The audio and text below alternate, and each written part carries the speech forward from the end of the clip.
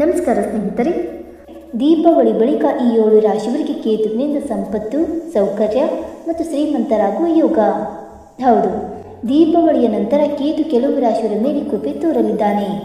Ketu November ಆರಂಭದಲ್ಲಿ ಶುಕ್ರನ ಪೂರ್ವ ಪಾಲ್ಗುಣಿ ನಕ್ಷತ್ರದಲ್ಲಿ ಸಂಚಾರ ಮಾಡುವುದರಿಂದ ಕೆಲವು ರಾಶಿಗಳ ಅದೃಷ್ಟ ಸೂರ್ಯನಂತೆ ಹೊಳೆಯಲಿದೆ.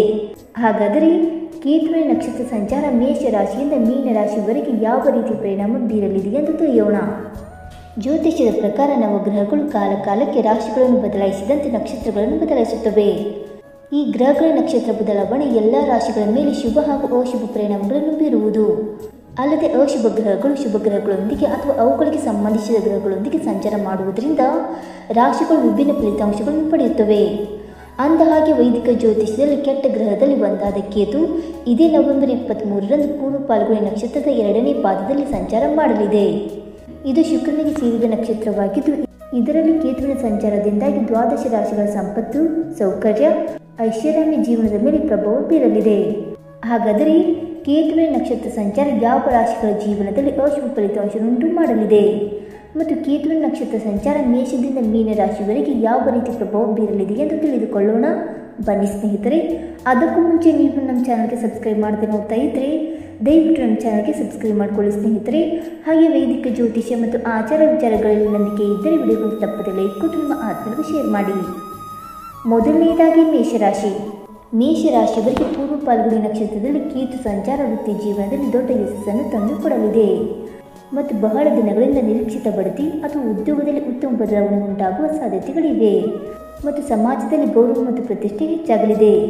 ವಿದ್ಯಾರ್ಥಿಗಳಿಗೆ ಅಧ್ಯಯನದಲ್ಲಿ ತೊಡಗಿಸಿಕೊಳ್ಳಲು ಮತ್ತು ಯಶಸ್ಸು ಗಳಿಸಲು ಇದು ಉತ್ತಮ ಸಮಯವಾಗಿದೆ ಮತ್ತು ಉದ್ಯೋಗದಲ್ಲಿ ಸಾಕಷ್ಟು ಕೀರ್ತಿಯನ್ನು ನೀವು ಪಡೆಯುವಿರಿ.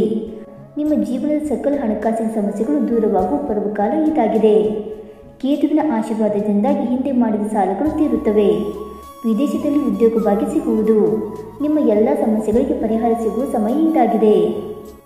ಎರಡನೆಯದಾಗಿ ವೃಷಭ ರಾಶಿ.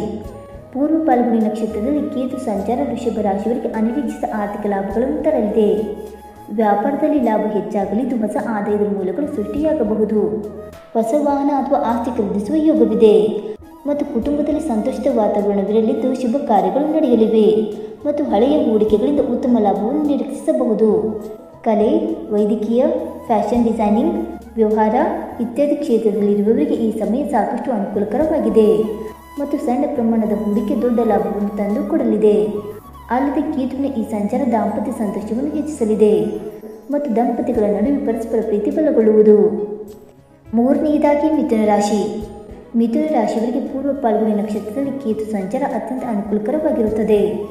ಕೆಲಸದಲ್ಲಿ ನಿಮ್ಮ ಆತ್ಮವಿಶ್ವಾಸ ಹೆಚ್ಚಾಗಲಿದ್ದು ಕೈಗೊಂಡ ಕಾರ್ಯಗಳಲ್ಲಿ ಯಶಸ್ಸು ಸಿಗಲಿದೆ ಮತ್ತು ಹಣ ಸಂಪಾದನೆಗೆ ಹೊಸ ದಾರಿಗಳು ತೆರೆದುಕೊಳ್ಳುತ್ತವೆ. ಸಹೋದರ ಸಹೋದರರಿಂದ ಸಂಪೂರ್ಣ ಬೆಂಬಲ ದೊರಕುವುದು ಮತ್ತು ಆರೋಗ್ಯದಲ್ಲಿ ಸುಧಾರಣೆ ಕಂಡುಬರಲಿದ್ದು ಹಳೆಯ ರೋಗಗಳಿಂದ ಮುಕ್ತಿ ಸಿಗುವ ಸಾಧ್ಯತೆ ಇದೆ. ಕೇತುವು ಆಧ್ಯಾತ್ಮಿಕತೆ ಮತ್ತು ವೈರಾಗ್ಯವನ್ನು ಸೂಚಿಸುವ ಗ್ರಹವಾಗಿದೆ. ಹಾಗಾಗಿ ಈ ರಾಶಿಯವರು ಯಶಸ್ಸಿನ ಜೊತೆಗೆ ಆಧ್ಯಾತ್ಮಿಕ ಚಿಂತನೆ ಮತ್ತು ಆತ್ಮ ಅವಲೋಕನದ ಕಡೆಗೂ ಗಮನ ಹರಿಸುವುದು ಒಳ್ಳೆಯದು. ನಾಲ್ಕನೆಯದಾಗಿ ಕಟಕ ರಾಶಿ. ಪೂರ್ವ ಪಾಲ್ಗುಣಿ ನಕ್ಷತ್ರದಲ್ಲಿ ಕೇತು ಸಂಚಾರ ಕಟಕ ರಾಶಿಯವರಿಗೆ ಕೊಂಚ ತೊಂದರೆಗಳನ್ನು ಉಂಟು ಮಾಡಲಿದೆ. ದಾಂಪತ್ಯದಲ್ಲಿ ಸಂಗಾತಿಯೊಂದಿಗೆ ಮನಸ್ತಾಪವಾಗಬಹುದು, ಆದರೆ ಇದು ಹೆಚ್ಚು ಸಮಯ ಮುಂದುವರಿಯುವುದಿಲ್ಲ. ಬಹುಬೇಗ ನಿಮ್ಮ ಸಂಗಾತಿ ನಿಮ್ಮ ಮಾತನ್ನು ಅರ್ಥ ಮಾಡಿಕೊಂಡು ಬಂದಾಗುತ್ತಾರೆ. ಅಲ್ಲದೆ ಉದ್ಯೋಗ ಸ್ಥಳದಲ್ಲಿ ನಿಮ್ಮ ಕಾರ್ಯಗಳಿಗೆ ತಕ್ಕ ಪ್ರತಿಫಲ, ಖ್ಯಾತಿಯನ್ನು ನೀವು ಕಳೆದುಕೊಳ್ಳಬಹುದು.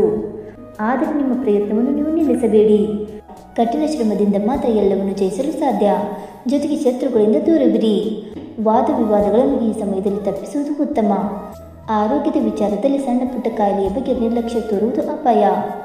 ಇದು ದೀರ್ಘಕಾಲದ ತೊಂದರೆಗಳನ್ನು ಉಂಟು ಮಾಡುವ ಸಾಧ್ಯತೆ ಇದೆ. ಹೀಗಾಗಿ ಈ ಸಮಯದಲ್ಲಿ ಜಾಗರೂಕರಾಗಿರಿ. ನಿಮ್ಮೆಲ್ಲ ಸಮಸ್ಯೆಗಳಿಗೆ ನಿವಾರಣೆ ಲಕ್ಷ್ಮೀ ದೇವಿಯನ್ನು 3 ಶುಕ್ರವಾರ ತಪ್ಪದೆ ಪೂಜಿಸಿ ತುಪ್ಪದ ದೀಪವನ್ನು ಬೆಳಗಿಸುವುದು ಒಳ್ಳೆಯದು. ಇದು ತುಂಬ ಉತ್ತಮ ಫಲಗಳನ್ನು ನೀಡಲಿದೆ. ಹಣ ಆಗಮನಕ್ಕಿಂತ ತೊಂದರೆಗಳು ಕ್ರಮೇಣ ದೂರವಾಗಲಿದೆ. ಐದನೆಯದಾಗಿ ಸಿಂಹರಾಶಿ. ಸಿಂಹರಾಶಿಯವರಿಗೆ ಪೂರ್ವ ಪಾಲ್ಗುಣಿ ನಕ್ಷತ್ರದಲ್ಲಿ ಕೇತು ಸಂಚಾರ ಮಿಶ್ರ ಫಲಗಳನ್ನು ನೀಡಲಿದೆ. ಉದ್ಯೋಗದಲ್ಲಿ ಪರಿಸ್ಥಿತಿ ಸಾಮಾನ್ಯವಾಗಿರಲಿದೆ. ಹಿಂದೆ ಮಾಡಿದ ಸಾಲಗಳು ತೀರುತ್ತವೆ, ಆದರೆ ಹೊಸ ಸಾಲ ಮಾಡುವ ಸ್ಥಿತಿ ಎದುರಾಗಬಹುದು. ಸಂಪತ್ತು ಹೆಚ್ಚಾಗುವ ಸುವರ್ಣ ಸಮಯ ಇದಾಗಿದೆ. ಎಲ್ಲೋ ಹಣ ಸಿಲುಕಿಕೊಂಡಿದ್ದರೆ ಅದು ಈ ಸಮಯದಲ್ಲಿ ನಿಮ್ಮ ಕೈ ಸೇರುವುದು ಮತ್ತು ಸಂಗಾತಿಯ ಸಹಾಯದಿಂದ ಉದ್ಯೋಗದಲ್ಲಿ ಬಡ್ತಿ ಪಡೆಯಲು ಸಾಧ್ಯವಾಗುತ್ತದೆ ಮತ್ತು ಲಾಭದಾಯಕ ಹೊಸ ಉದ್ಯೋಗಗಳನ್ನು ಈ ಸಮಯದಲ್ಲಿ ನೀವು ಶುರು ಮಾಡಬಹುದು. ಆರನೆಯದಾಗಿ ಕನ್ಯಾ ರಾಶಿ. ಕನ್ಯಾ ರಾಶಿಯವರಿಗೆ ಪೂರ್ವ ಫಾಲ್ಗುಣಿ ನಕ್ಷತ್ರದಲ್ಲಿ ಕೇತು ಸಂಚಾರ ಹಠಾತ್ ಲಾಭವನ್ನು ತಂದುಕೊಡುವುದು. ಹಳೆಯ ಹೂಡಿಕೆಗಳಿಂದ ಲಾಭ ಪಡೆಯಲು ಅವಕಾಶ ಸಿಗಲಿದೆ. ಇದು ಕುಟುಂಬದಲ್ಲಿ ಸಾಮರಸ್ಯವನ್ನು ಹೆಚ್ಚಿಸಿ ವೈವಾಹಿಕ ಜೀವನವನ್ನು ಸಂತೋಷಕರವಾಗಿರಿಸುತ್ತದೆ. ಅಲ್ಲದೆ ಇದು ನಿಮ್ಮ ಮಾತುಗಾರಿಕೆಯನ್ನು ಸುಧಾರಿಸಿ ಸಂವಹನ ಕೌಶಲ್ಯಗಳನ್ನು ಹೆಚ್ಚಿಸುವುದು. ಇದು ಹೊಸ ವ್ಯವಹಾರದ ಅವಕಾಶಗಳನ್ನು ತರಬಹುದು ಮತ್ತು ಕೆಲಸದಲ್ಲಿ ಯಶಸ್ಸನ್ನು ನೀಡುವ ಸಾಧ್ಯತೆ ಇದೆ. ಇದರಿಂದ ಆದಾಯದ ಮೂಲಗಳು ಹೆಚ್ಚಾಗಲಿದೆ. ಕ್ರಮೇಣ ನಿಮ್ಮ ಸಂಪತ್ತು ವೃದ್ಧಿಯಾಗುವುದು ಮತ್ತು ಕೇತುವಿನ ಅನುಗ್ರಹದಿಂದಾಗಿ ಹಿಂದೆ ಮಾಡಿದ ಸಾಲಗಳು ತೀರುತ್ತವೆ ಮತ್ತು ವಿದೇಶದಲ್ಲಿ ವ್ಯವಹಾರ ಮಾಡುವವರಿಗೆ ಅಧಿಕ ಲಾಭ ಸಿಗುವುದು ಖಚಿತ. ಅಲ್ಲದೆ ಸಣ್ಣ ಪುಟ್ಟ ವ್ಯಾಪಾರ ವ್ಯವಹಾರ ಮಾಡುವವರಿಗೂ ಈ ಸಂಚಾರ ಸಾಕಷ್ಟು ಶುಭಫಲಗಳನ್ನು ನೀಡಲಿದೆ. ಏಳನೆಯದಾಗಿ ತುಲಾರಾಶಿ. ತುಲಾರಾಶಿಯವರಿಗೆ ಪೂರ್ವ ಫಾಲ್ಗುಣಿ ನಕ್ಷತ್ರದಲ್ಲಿ ಕೇತು ಸಂಚಾರ ಮೇಷ ಫಲಗಳನ್ನು ನೀಡಲಿದೆ. ಈ ಸಂಚಾರದಿಂದಾಗಿ ಕೆಲವು ಸಮಸ್ಯೆಗಳು ದೂರವಾಗುತ್ತವೆ ಮತ್ತು ದೀರ್ಘಕಾಲದಿಂದ ವಿವಾಹದ ನಿರೀಕ್ಷೆಯಲ್ಲಿ ಇರುವವರಿಗೆ ಈ ಸಮಯ ತುಂಬ ಶುಭ ಫಲಗಳನ್ನು ನೀಡುವುದು. ನಿಮ್ಮೆಲ್ಲ ಸಮಸ್ಯೆಗಳಿಗೆ ಪರಿಹಾರಗಳು ಕಾಲಕ್ರಮೇಣ ಸಿಗಲಿವೆ ಮತ್ತು ಹೂಡಿಕೆ ಮಾಡಿದ್ದರೆ ಅದರಿಂದ ಲಾಭ ಸಿಗುವುದು. ಆದರೆ ಹಣ ನಿರ್ವಹಣೆ ಕೊಂಚ ಕಷ್ಟವಾಗುವುದು ಜಾಗ್ರತೆ. ಈ ಸಮಯದಲ್ಲಿ ಯಾರಿಗೂ ಸಾಲವಾಗಿ ಹಣವನ್ನು ನೀಡಬೇಡಿ. ಸಂದರ್ಭಗಳನ್ನು ನೇರವಾಗಿ ನೋಡಿ ಮಾತ್ರ ಸಾಲವನ್ನು ನೀಡುವುದು ಉತ್ತಮ. ಕುರುಡರಾಗಿ ಯಾರನ್ನು ಹಣದ ವಿಚಾರದಲ್ಲಿ ನಂಬುವುದು ತರವಲ್ಲ. ಎಂಟನೆಯದಾಗಿ ವೃಶ್ಚಿಕ ರಾಶಿ. ವೃಶ್ಚಿಕ ರಾಶಿಯವರಿಗೆ ಪೂರ್ವ ಫಾಲ್ಗುಣಿ ನಕ್ಷತ್ರದಲ್ಲಿ ಕೇತು ಸಂಚಾರ ಅಷ್ಟೊಂದು ಶುಭವಲ್ಲ. ಈ ಸಮಯದಲ್ಲಿ ಹಣಕಾಸಿನ ಸಮಸ್ಯೆಗಳು ನಿಮ್ಮನ್ನು ಕಾಡುವ ಸಾಧ್ಯತೆ ಇದೆ ಮತ್ತು ಶ್ರಮಕ್ಕೆ ತಕ್ಕಂತೆ ಹಣ ನಿಮ್ಮ ಕೈಗೆ ಬರುವುದಿಲ್ಲ. ಅಲ್ಲದೆ ಮದುವೆಯಾಗಲು ಸಂಗಾತಿ ಹುಡುಕುವುದು ಕಷ್ಟವಾಗಬಹುದು. ನವೆಂಬರ್ ತಿಂಗಳ ನಂತರ ಪರಿಸ್ಥಿತಿ ಸರಿ ಹೋಗಲಿದೆ. ದಂಪತಿಗಳ ನಡುವೆ ಮನಸ್ತಾಪಗಳು ಉಂಟಾಗಲಿವೆ. ಇದರಿಂದಾಗಿ ಮನಸ್ಸು ಹಾಳಾಗಬಹುದು. ಆದರೆ ಇಂತಹ ಸಂದರ್ಭಗಳನ್ನು ನೀವು ಧೈರ್ಯವಾಗಿ ಎದುರಿಸಬೇಕಾಗುತ್ತದೆ. ನಿಮ್ಮ ಎಲ್ಲ ಕಾರ್ಯಗಳನ್ನು ನೀವು ಯಶಸ್ಸನ್ನು ಸಾಧಿಸಲು ಸಮಯ ತೆಗೆದುಕೊಳ್ಳಬಹುದು. ಆದರೆ ಹಿಂದೆ ಹೆಜ್ಜೆ ಇಡುವುದು ಬೇಡ. ಈ ಸಮಯದಲ್ಲಿ ದೂರಿಗೆ ಪ್ರಯಾಣ ಮಾಡಬೇಕಾಗಬಹುದು. ಪ್ರಯಾಣದ ವೇಳೆ ಜಾಗರೂಕರಾಗಿರಿ. ಜೊತೆಗೆ ಆರೋಗ್ಯ ಸಮಸ್ಯೆಗಳು ಎದುರಾಗುವ ಸಾಧ್ಯತೆ ಇದ್ದು ಉತ್ತಮ ಆಹಾರ ಸೇವಿಸುವುದು ಉತ್ತಮ. ಇದಕ್ಕಾಗಿ ವ್ಯಾಯಾಮ ಮತ್ತು ಜ್ಞಾನವನ್ನು ಮಾಡಿ. ವಿಶೇಷವಾಗಿ ಈ ಸಂದರ್ಭದಲ್ಲಿ ಉಂಟಾಗುವ ಸಮಸ್ಯೆಗಳ ಪರಿಹಾರವಾಗಿ 3 ಶುಕ್ರವಾರ ಅಗತ್ಯವಿರುವವರೆಗೆ ಕೈಲಾದಷ್ಟು ಆಹಾರ ಅಥವಾ ಬಟ್ಟೆಯನ್ನು ದಾನ ಮಾಡಿ. ಇದು ಕೆಲವೇ ದಿನದಲ್ಲಿ ನಿಮ್ಮ ಎಲ್ಲ ಸಮಸ್ಯೆಗಳಿಗೆ ಪರಿಹಾರವನ್ನು ನೀಡಲಿದೆ. 9ನೆಯದಾಗಿ ಧನುರಾಶಿ. ಧನುರಾಶಿಯವರಿಗೆ ಪೂರ್ವ ಫಾಲ್ಗುಣಿ ನಕ್ಷತ್ರದಲ್ಲಿ ಕೇತು ಸಂಚಾರ ಉತ್ತಮವಾಗಿಲ್ಲ. ಈ ಸಮಯದಲ್ಲಿ ಹಣ ಉಳಿತಾಯಕ್ಕೆ ನಿಮಗೆ ಸಮಸ್ಯೆಗಳು ಆಗಬಹುದು. ದುಡಿದ ದುಡ್ಡು ಕೈಯಲ್ಲಿ ನಿಲ್ಲಲು ನೀವು ಸಮಸ್ಯೆಗಳನ್ನು ಎದುರಿಸಬೇಕಾಗುತ್ತದೆ. ದಾಂಪತ್ಯದಲ್ಲಿ ಜಗಳ ಮನಸ್ತಾಪ ಹೆಚ್ಚಾಗಬಹುದು. ಇದರಿಂದಾಗಿ ಜೀವನದಲ್ಲಿ ನಿರಾಸೆ ಹೊಂದುವ ಸಂದರ್ಭಗಳು ಬರಲಿವೆ. ಆದರೆ ಯಾವುದೇ ಸಮಯ ಬಂದರೂ ಧೈರ್ಯ ಕಳೆದುಕೊಳ್ಳಬೇಡಿ. ತಾಳ್ಮೆಯಿಂದ ಸಮಸ್ಯೆಗಳನ್ನು ಬಗೆಹರಿಸುವುದು ಉತ್ತಮ.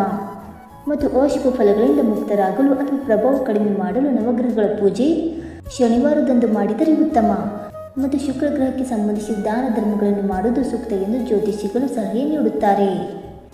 10ನೆಯದಾಗಿ ಮಕರ ರಾಶಿ. ಮಕರ ರಾಶಿಯವರಿಗೆ ಈ ಸಮಯ ಉತ್ತಮವಾಗಿದೆ. ಪೂರ್ವ ಫಾಲ್ಗುಣಿ ನಕ್ಷತ್ರದಲ್ಲಿ ಕೇತು ಸಂಚಾರ ಆರ್ಥಿಕ ಜೀವನವನ್ನು ಸದೃಢಗೊಳಿಸುವುದು. ಮನೆಗೆ ಧನಲಕ್ಷ್ಮಿ ಆಗಮಿಸುವ ಸಮಯ ಇದಾಗಿದೆ. ಹಿಂದೆ ಮಾಡಿದ ಸಾಲಗಳು ತೀರಿ ನೀವು ಮತ್ತೊಬ್ಬರಿಗೆ ಸಾಲ ನೀಡುವಷ್ಟು ಬೆಳೆಯುವಿರಿ. ನಿಮ್ಮೆಲ್ಲ ಸಮಸ್ಯೆಗಳಿಗೆ ಈ ಸಮಯದಲ್ಲಿ ಪರಿಹಾರ ಸಿಗಲಿದೆ. ಉದ್ಯೋಗ ಸ್ಥಳದಲ್ಲಿ ನಿಮ್ಮ ಕೀರ್ತಿ ಹೆಚ್ಚಾಗುವುದು ಮತ್ತು ಸಮಾಜದಲ್ಲಿ ನೀವು ಮಾಡುವ ಉತ್ತಮ ಕಾರ್ಯಗಳನ್ನು ಗುರುತಿಸಲಾಗುತ್ತದೆ. ಹೊಸ ಉದ್ಯೋಗ ಆಕಾಂಕ್ಷಿಗಳಿಗೆ ಅಂದುಕೊಂಡ ಉದ್ಯೋಗ ಸಿಗುವುದು. ಇದಕ್ಕೆ ನಿಮ್ಮ ಪ್ರಯತ್ನವು ಮುಖ್ಯವಾಗುತ್ತದೆ.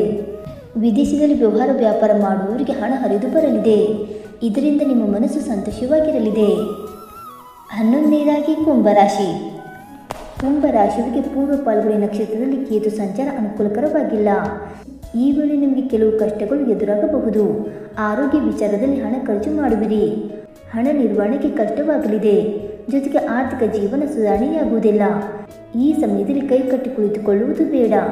ನಿಮ್ಮ ಪ್ರಯತ್ನಗಳನ್ನು ನೀವು ಮಾಡಿ. ಇದಕ್ಕೆ ದುಪ್ಪಟ್ಟು ಲಾಭವನ್ನು ಕಾಲ ನಂತರ ನೀವು ಪಡೆಯುವಿರಿ. ಮತ್ತು ಉದ್ಯೋಗ ಸ್ಥಳದಲ್ಲಿ ಶತ್ರುಗಳ ಕುತಂತ್ರದಿಂದ ಬಡ್ತಿ ಕೈ ತಪ್ಪಬಹುದು ಮತ್ತು ಉನ್ನತ ಸ್ಥಾನಕ್ಕೂ ತೊಂದರೆಯಾಗಲಿದೆ. ಇದರಿಂದಾಗಿ ನಿಮ್ಮ ಕನಸು ನನಸಾಗದೆ ಉಳಿಯಬಹುದು. ಆದರೆ ಇದಕ್ಕೆಲ್ಲ ತಕ್ಕ ಉತ್ತರ ನೀಡಲು ಸಮಯ ದೂರವಿಲ್ಲ. ವಿವಾಹವಾಗಲು ಬಯಸುವವರು ನವೆಂಬರ್ ನಂತರ ಪ್ರಯತ್ನ ಮಾಡುವುದು ಒಳ್ಳೆಯದು. ಮತ್ತು ಉದ್ಯೋಗ ನಿರೀಕ್ಷೆಯಲ್ಲಿರುವ ಜನರು ಕೂಡ ಅಂದುಕೊಂಡ ಕೆಲಸ ಪಡೆಯಲು ಕೊಂಚ ಸಮಯ ಕಾಯಲೇಬೇಕು. ಈ ಎಲ್ಲ ಸಮಸ್ಯೆಗಳಿಗೆ ಪರಿಹಾರವಾಗಿ 3 ಶನಿವಾರ ಆಲದ ಮರಕ್ಕೆ ಪೂಜೆ ಸಲ್ಲಿಸಿ ತುಪ್ಪದ ದೀಪವನ್ನು ಹಚ್ಚಿ ಪ್ರಸಾದವನ್ನು 3 ಜನ ಬಡವರಿಗೆ ನೀಡಿ. ಇದರಿಂದ ನಿಮ್ಮ ಎಲ್ಲ ಸಮಸ್ಯೆಗಳು ದೂರವಾಗುತ್ತವೆ. ಇನ್ನು 12ನೆಯದಾಗಿ ಮೀನರಾಶಿ. ಮೀನರಾಶಿಯವರಿಗೆ ಪೂರ್ವ ಫಾಲ್ಗುಣಿ ನಕ್ಷತ್ರದಲ್ಲಿ ಕೇತು ಸಂಚಾರ ಅನುಕೂಲಕರವಾಗಿದೆ. ಈ ಸಮಯದಲ್ಲಿ ನೀವು ಮಾಡಿದ ಸಾಲಗಳು ತೀರುತ್ತವೆ.